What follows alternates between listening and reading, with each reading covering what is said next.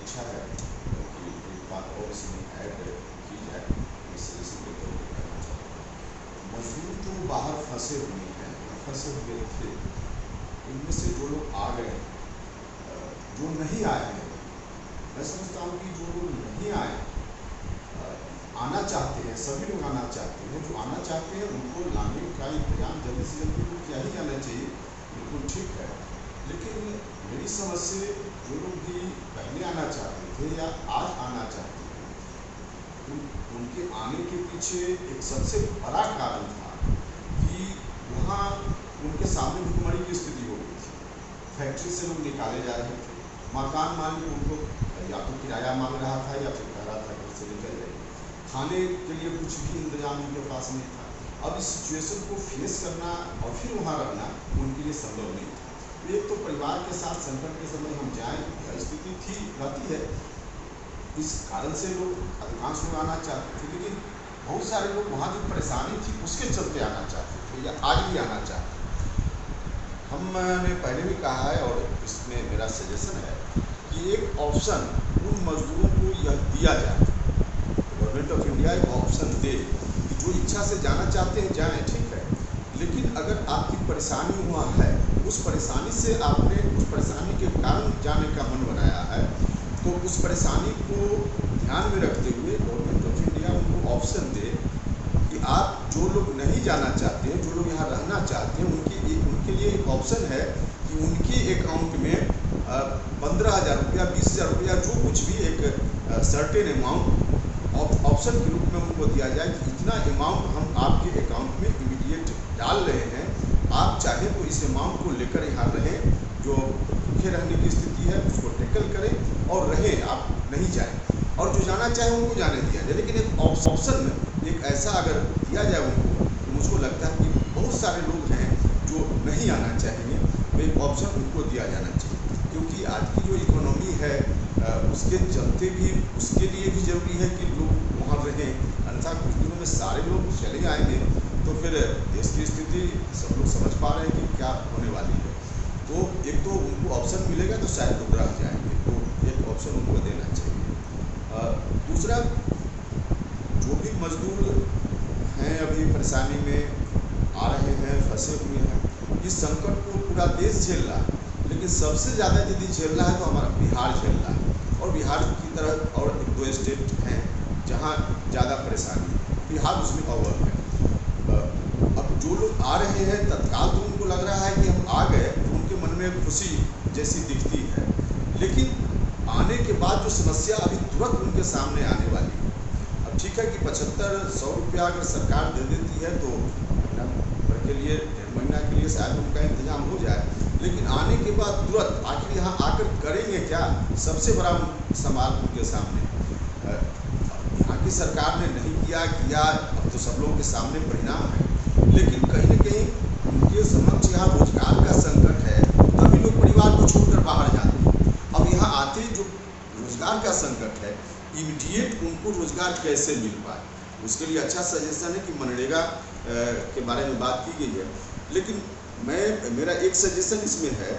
कि मनरेगा की अतिरिक्त जो स्कीम राज्य की सरकार या गवर्नमेंट ऑफ इंडिया चलाती है, उस स्कीम में भी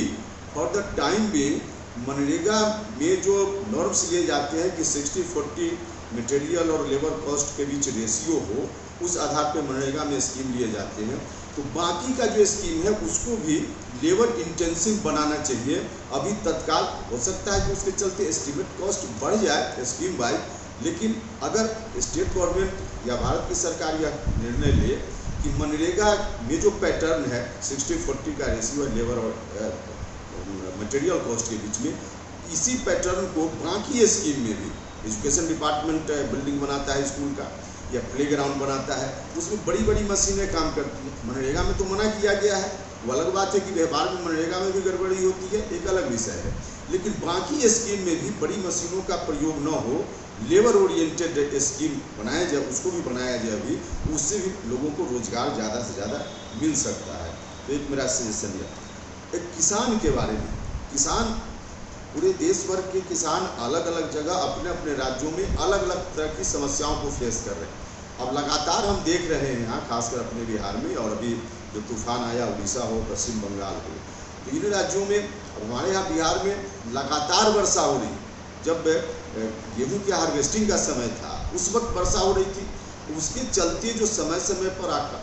वर्षा हो गई, बिना समय वर्षा हो गई, ओलावृष्टि, उसके चलते जो लोग किसानों की फसल मारी गई है उसकी क्षतिपूर्ति पर भी ध्यान होना चाहिए, और उसमें भी, उसके रिगार्डिंग भी हम लोगों को कुछ ना कुछ अपने डिमांड में जोड़ना चाहिए। अब जितना पोल्ट्री फार्म है, अब देश भर में ऐसे ही बात चली गई कि अभी के समय कोई चिकन खाएगा तो बीमारी बढ़ जाएगी, पता नहीं जैसे भी हो। अब उसका नतीजा हुआ कि लोगों ने पूरा का पूरा पोल्ट्री फार्म खाली कर दिया, ऐसे ही फेंक दिया रोड पर। तो इस तरह से जो किसान हैं, मुर्गा पालन करने वाले, मछली पालन करने वाले, उनकी समस्या पर भी, या डेयरी चलाने वाले, उनकी समस्या पर भी ध्यान देना चाहिए, वरना आज बिल्कुल उनकी जेब खाली है। तो किसानों के बारे में अलग अलग स्टेट वाइज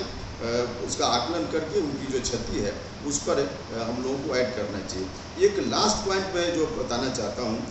जो विद्यार्थी है, लास्ट पॉइंट विद्यार्थी है।